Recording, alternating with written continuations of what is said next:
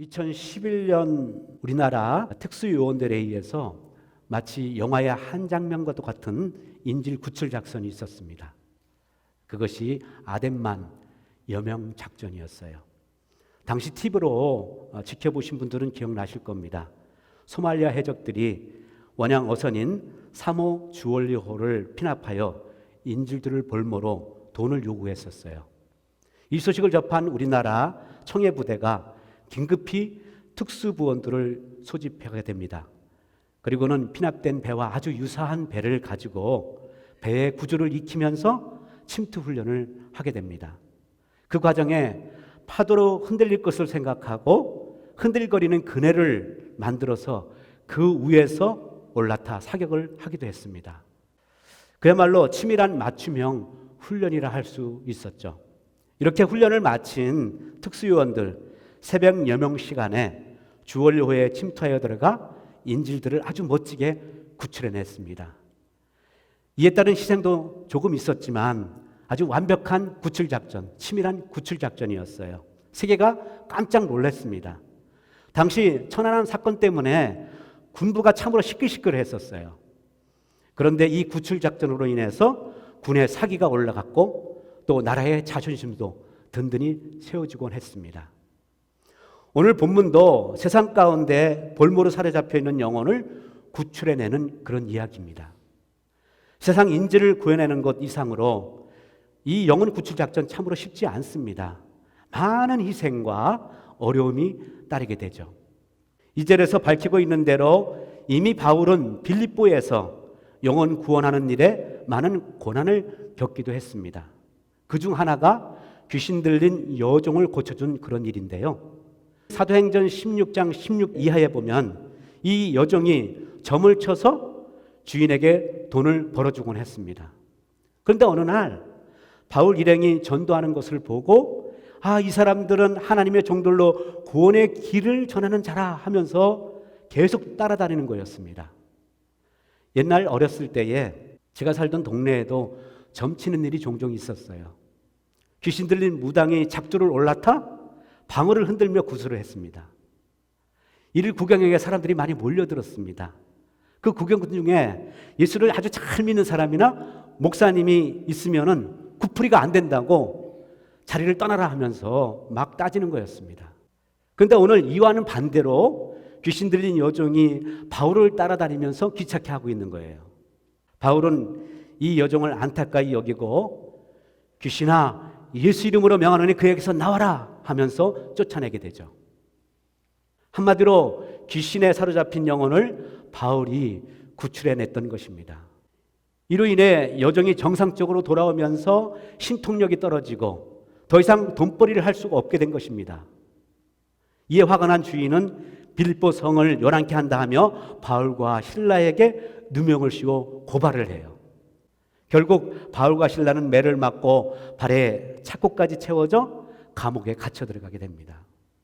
바울 신라는 고통스러워하며 한밤중에 하나님께 간절히 기도하며 찬송을 올려드렸습니다. 그런데 그때 놀랍게도 지진이 일어나고 착고가 풀리고 옥문이 열리는 것 아니겠습니까? 이때 졸다 깬 간수는 죄수가 도망친 줄 알고 자결을 하려고 했어요. 그때 바울이 그를 안정시키고 그의 가족들에게 복음을 전하게 됩니다. 그리고 세례를 주고 예수를 믿게 했어요. 이후 바울 일행은 빌립보를 떠나서 데살로니가로 들어가게 됩니다. 이곳 역시 거짓 가짜 교사들 그리고 유대인들의 방해 공작이 따랐지만 바울 일행은 포기하지 않고 영혼 구원에 아주 심혈을 기울이게 됩니다. 그러면 바울과 그 일행이 왜 이렇게 영혼 구원하는 일에 전력 투구를 한 것일까요? 그것을 4절에서 말하고 있죠. 바로 복음을 위탁받았기 때문이에요. 위탁받았다. 이는 임무를 맡았다는 것 아니겠습니까? 여러분, 만약에 누군가가 여러분에게 임무를 주어졌다고 했을 때 그 임무를 완수하지 못한다면 그 사람의 입장에서 어떻게 되겠습니까? 하나님께서 요나에게 니느웨 성으로 가서 성한 사람들을 향해서 해결을 촉구하라 하면서 위탁하셨는데 그는 어떻게 해요? 다시스로 도망가려고 했죠. 그 이유는 니느웨 성이 아수르 제국 그런 수도로서 이스라엘에게 있어서 아주 왼수 같은 나라였기 때문이에요. 그러나 배를 타고 도망하던 요나는 바다에 던져져 3일 동안 물고기 뱃속에 사로잡히게 됩니다. 그는 그 속에서 회개하며 깨닫게 되었죠. 결국 하나님의 손길로 건짐받은 요나는 니느웨 성으로 들어가 사람들에게 회개를 촉구하며 복음을 전하게 됩니다. 그야말로 다시 구원받고 영혼 구원의 사명을 감당했던 것입니다. 그런 점에서 복음을 위탁받았다는 것은 구원받은 자로 주어진 아주 귀한 사명이라 할 수 있습니다. 그것을 4절에서 말하고 있죠. 하나님께 옳게 여기심을 입은 자라. 즉 영혼을 구원하기 위해서는 세상의 힘과 능력이 아닌 오직 하나님께 옳다 여김을 받아야 한다는 거예요.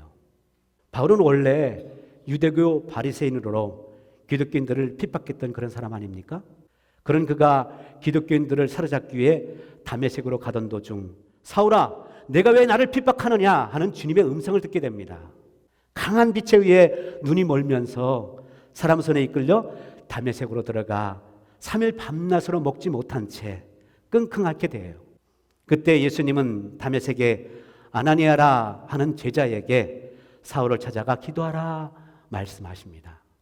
그렇게 해서 사울은 다시 눈을 뜨게 돼요. 당시 사울은 로마 시민권자로 여러 나라 말에 능통했었고요. 헬라적 사고방식도 익숙해 있었습니다. 그런 그가 구원의 손길로 영적 눈을 뜨고 바울로 이름을 바꾼 후에 영혼 구원의 위탁자로 쓰여지게 됩니다. 그렇게 영혼 구원에 힘쓰던 바울, 복음을 위탁받은 자로서 오늘 어떻게 복음을 전해야 하는지 그 방안을 제시해주고 있다 할 수 있어요. 그것을 3절 5절에서 말씀하고 있습니다. 하나님의 말씀에 근거하여 진실한 권면으로 해야 한다 이렇게 말씀하고 있어요. 이는 당시 거짓 가짜들이 진짜같이 행동하다 보니까 바울이 이에 대해 대응한 말이죠. 간사함이나 부정, 속임수는 성도들을 유혹하는 사탄의 수법입니다. 이는 당시뿐 아니라 오늘날에도 이런 거짓 이단 사이비가 활개를 치고 있습니다. 지난 8월, 10월 두 차례 통일교회에서 일반 기독교 행사인 것처럼 위장해서 지도자급 교인들을 유혹한 적이 있었습니다. 하나는 신통일 한국을 위한 기독교 성직자 희망전진대라라는 타이틀로, 또 하나는 세계평화통일 가정연합이라는 타이틀로 사례비를 주며 통일교 행사에 끌어들였습니다. 그렇게 행사를 마치고 나서 경비를 대주고 일본 여행을 하고 한일 기독교 지도자 모임에도 참석해달라는 요청을 하게 됩니다. 돈을 받고 공짜로 여행을 하게 되니 얼마나 기쁘겠습니까? 그렇게 일본 관광을 하다가 지도자 모임 행사가 있는 어느 연수원에 들어서게 된 거예요. 그런데 들어가는 입구에 문선매 영정사진이 딱 걸려 있는데 안내하는 사람들이 거기다가 꾸벅꾸벅 절을 하고 있는 거였습니다.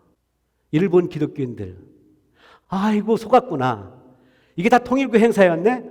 그때 깨달으면서 도중에 돌아서서 한국에 돌아왔다고 그래요. 그리고 나머지 사람들은 또 그대로 그냥 여행을 해더라는 거예요. 참으로 돈을 사랑함이 일만하게 뿌리라고 했는데요. 통일교는 돈으로 기독교인들을, 특히 지도자들을, 신학생들을 많이 유혹하고 있습니다. 어디 그뿐입니까? 이단은 성경의 한 부분을 아주 깊게 분석해서 파고들어가 그것을 진리라 하고 기성교회가 보편적으로 선포하는 말씀은 진리가 아니라고 역공을 펼치기까지 합니다. 하지만 하나님의 말씀은 그 시대와 상황 속에서 주신 하나님의 뜻을 다시 오늘의 우리의 상황에 비춰봄으로 깨닫게 되는 보편적인 진리의 말씀입니다. 그런데 이들은 자신들이 발견한 것이 심오한 진리인 양 말씀을 특수화시키고 있는 거예요. 그러다 보니 예수 그리스도의 보혈, 십자가는 뒤로 하고 자신에게 특별한 계시를 주셨다. 이 진리는 성경에서 찾는 사람이 바로 나다 하면서 사람들을 현혹시키고 있습니다. 바울은 이런 거짓 사이비를 거론하며 5절 하반절 진실한 말씀인지 아닌지는 하나님만이 아신다. 이렇게 이야기하고 있습니다. 그런 점에서 복음 전파는 사리사욕을 추구함이 아니라 영혼 구원을 위한 순수함과 진실함이 담겨 있어야 합니다. 또 영혼 구원에 위탁받은 자로 어떻게 복음을 전해야 하는지 한번 볼까요? 그것이 7절 말씀인데요. 내용을 보면 진리의 말씀만 전하는 것이 아니라 유모가 자식을 돌보는 심정으로 돌봐야 한다라고 말하고 있습니다. 그러니까 복음 받은 자들은 단회적인 전도에만 만족하지 말고 복음 들은 자들에게 계속해서 애정과 관심을 가지고 돌아보아 주는 그런 자세로 늘 돕고 섬기라는 거예요. 그런가 하면 8절에 말씀하고 있듯 자신의 생명을 내어주고자 하는 각오로 영혼을 구하라는 거예요. 이것이 진정 사랑의 마음 아니겠습니까? 바로 예수님이 그렇게 하셨지 않아요? 결국 예수님의 희생과 사랑으로 구원받은 자들, 그 은혜를 깨달은 자들은 하나님의 사랑, 주님의 사랑이 어떤지를 확인하게 되죠. 타이타닉호가 침몰하는 가운데 구출된 어떤 청년이 4년 후에 부흥 집회에서 이렇게 간증을 했습니다. 제가 1517명 중 북대서양 빙산이 떠다니는 바닷 가운데서 건져진 6명 중에 한 사람입니다. 저는 그때 침몰되는 타이타닉호에 뛰어내려서 배의 파편 조각을 붙잡고 표류하고 있었습니다. 죽어가는 사람들의 울부짖는 소리가 여기저기 들리는데 그때 승객의 한 사람이었던 존 하퍼 목사님이 저를 향해 소리를 쳤습니다. 당신 예수 그리스도 믿습니까? 그래서 아니요 라고 대답했대요. 그러자 그분이 예수 그리스도를 믿으시오. 그러면 구원을 얻습니다. 말이 끝나기자 무섭게 파도에 실려 그분이 잠시 사라졌습니다. 그러다 잠시 또 이분이 바다에서 올라왔는데 하시는 말씀이 이제 예수 그리스도를 믿습니까? 묻더라는 겁니다. 그의 이 사람 저는 아니요 라고 또 대답했대요. 그 순간 다시 파도가 그분을 덮쳤는데 이번에는 떠오르지 않는다는 거였어요. 주변 사람들이 하나둘 사라지고 홀로 남은 그때 이 사람은 예수님께 구원해달라 외치며 소리를 쳤다요. 그러면서 하는 말이 저는 그렇게 구조되었고 예수를 믿게 됐습니다. 제가 바로 그 존 하퍼 목사님의 마지막 구령자입니다. 이 청년의 간증에 많은 사람들이 감동과 도전을 받고 사랑과 열정에 뜨거운 마음을 갖게 되었다고. 그렇습니다. 복음을 전하는 현장은 그야말로 영적 격전장입니다. 붙잡아두려고 하는 사탄의 무리와 구원해내고자 하는 하늘의 백성과의 밀고 당기는 싸움입니다. 과거에 비해 영혼을 구원하기 위해 힘쓰고 애씀이 이제는 많이 줄어들었습니다. 이는 전도의 효율성에 대한 의문 제기, 주변의 제재, 또 복음을 들어도 외면하는 일이 많기 때문에 그렇다고 그래요. 어느 여집사님이 저에게 한 말이 생각이 납니다. 쇼핑몰에서 한 아주머니에게 예수 믿으세요 하면서 전도지를 건네줬는데 그 아주머니가 전도지를 받고 피식 웃으면서 보란듯이 그 전도지를 바로 구겨가지고 쓰레기통에다 집어넣더라는 거예요. 이때 이 집사님은 충격을 받고 그 후에 거리로 나가서 전도하지 않았다고 해요. 그러나 이렇게 무너지면 어떻게 되겠습니까? 당장 전도의 수고가 헛된 것 같고 의미 없게 보일지라도 실망할 필요는 없습니다. 왜냐하면 우리는 심고 물을 주는 자이지 열매를 맺게 하는 그런 사람은 아닙니다. 열매를 맺게 하는 분은 하나님이십니다. 사도 바울의 전도 사역을 보면 다 성공한 것이 아니에요. 어떤 때는 무서워 도망치기도 했고요. 사람들에게 쫓겨나기도 했습니다. 그러나 훗날 하나하나 사역의 열매가 그를 통해서 이루어지지 않았습니까? 그로 인해 교회가 전 세계로 확산되어 여기까지 오게 된 거예요. 시편 126편 5절 6절은 이렇게 말씀합니다. 눈물을 흘리며 씨를 뿌리는 자는 기쁨으로 거두리로다. 울며 씨를 뿌리러 나가는 자는 반드시 기쁨으로 그 곡식단을 가지고 돌아오리이다. 생각해 보십시오, 여러분. 여러분 가정에 언제 가장 큰 기쁨이 있습니까? 아무래도 새 생명이 태어날 때 아닙니까? 교회는 어떨까요? 구역 경우는 어떻습니까? 교회의 구역에 예수님을 알지 못하는 새로운 가족이 들어올 때 가장 기쁘게 되죠. 마찬가지로 잃어버린 영혼이 하나님 품으로 돌아와 새 생명을 얻을 때 하나님은 얼마나 기뻐하시겠습니까? 그런 점에서 한 영혼을 구원하기 위한 사명이 주어졌다는 것 정말 귀한 일입니다. 찬송가 508장 2절에 그것을 아주 잘 표현해 주고 있는데요. 우리 같이 한번 찬양 한번 불러볼까요?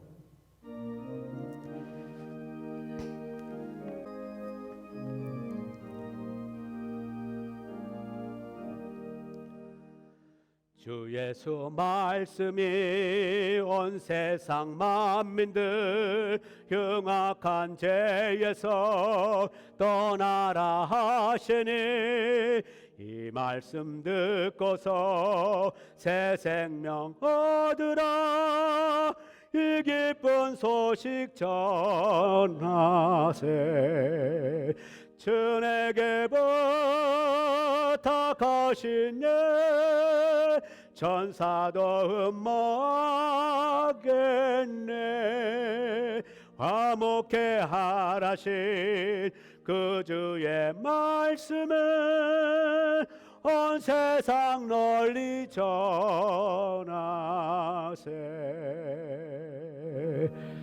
그렇습니다. 주님께서 우리에게 부탁하신 일은 천사도 흠모하는 아주 굉장한 귀한 일입니다.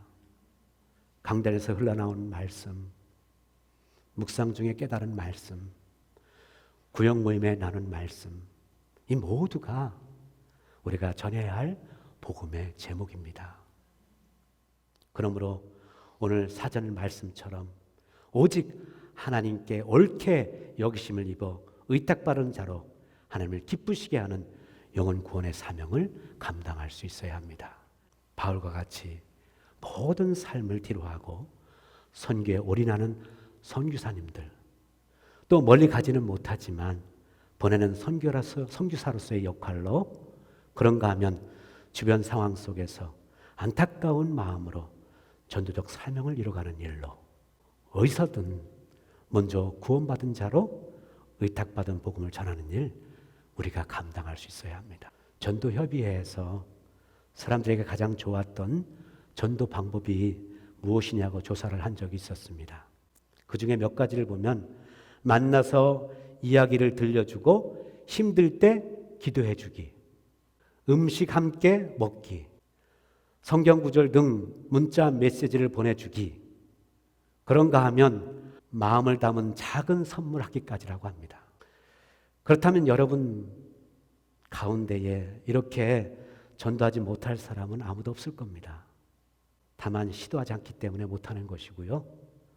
몇 번 하고 그만 포기하기 때문에 못하는 것입니다. 그런가 하면 메시지를 보내거나 카톡 링크를 보낼 때 저 사람이 받으면 불편할 텐데 거꾸로 이런 생각을 갖기 때문에 보내지를 못하고 주저하게 됩니다. 그러나 우리가 해야 할 것은 정말 기도하면서 그 사람의 마음을 헤아리고 보내야 합니다. 모든 것을 이뤄가시는 것은 하나님이 하실 일이기 때문이에요.